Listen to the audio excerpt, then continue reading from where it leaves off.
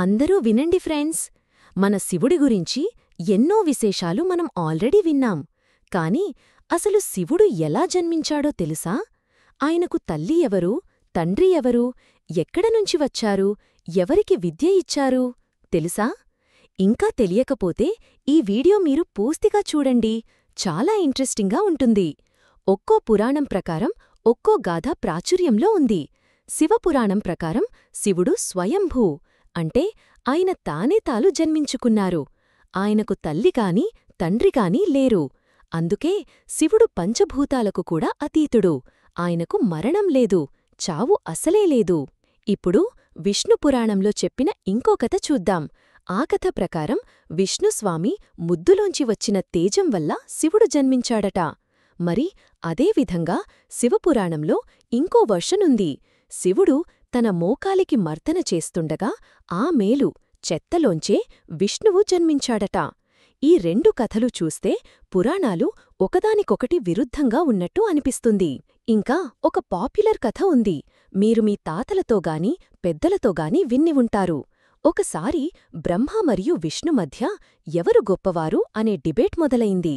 అప్పుడు మధ్యలో ఒక్కసారిగా ఒక అగ్నిస్తంభం వచ్చి ప్రక్కనే నిలబడింది. అదే శివుడి రూపం. ఇద్దరూ ఆ స్తంభానికి చివరను ఎవరు కనుక్కుంటే వళ్లే గొప్ప అనే నిర్ణయానికి వచ్చారు. బ్రహ్మ పక్షిగా పైకి, విష్ణు వరాహంగా కిందకి దూసుకెళ్లారు. కాని ఎవరూ చివరాంచు కనుక్కోలేకపోయారు.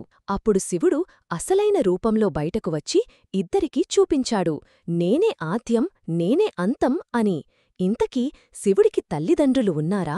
శ్రీమద్దేవీ భాగవతం ప్రకారం శివుడు మహాదేవుడు అయిన శివస్వరూప బ్రహ్మ మరియు మాతృరూపమైన దేవి దుర్గదేవి యోగంతో పుట్టారు. అంటే దుర్గాదేవి ప్రకృతి రూపం, బ్రహ్మదేవుడు పురుషస్వరూపం. వీరిద్దరు యోగంతో బ్రహ్మ, విష్ణు, శివులు పుట్టారు. ఇంకొక గొప్ప విషయమేంటంటే శివుడు స్వయంగా గురువు కూడా. ఆయనే గురు శిష్య పరంపరకి స్థాపన చేశాడు. బ్రహ్మ తన మానసపుత్రులకు విద్య ఇచ్చినట్టు శివుడు తన 60 మంది శిష్యులకు జ్ఞానమిచ్చాడు. వాళ్లే తరువాత సప్త ఋషులు అయ్యారు. ఇవి ఫ్రెండ్స్, మన మహాదేవుడి జననం గురించి కొన్ని ఆశ్చర్యకరమైన పాయింట్స్. మీకు ఈ వీడియో నచ్చిందా? ఎలాంటి విషయాలు ఇంట్రెస్టింగ్ అనిపించాయో కామెంట్ చెయ్యండి. మీకు ఈ కంటెంట్ నచ్చితేనే లైక్ చెయ్యండి, షేర్ చెయ్యండి, ఇంకా ఛానల్ సబ్స్క్రైబ్ చెయ్యడం మర్చిపోవద్దు. ధన్యవాదాలు.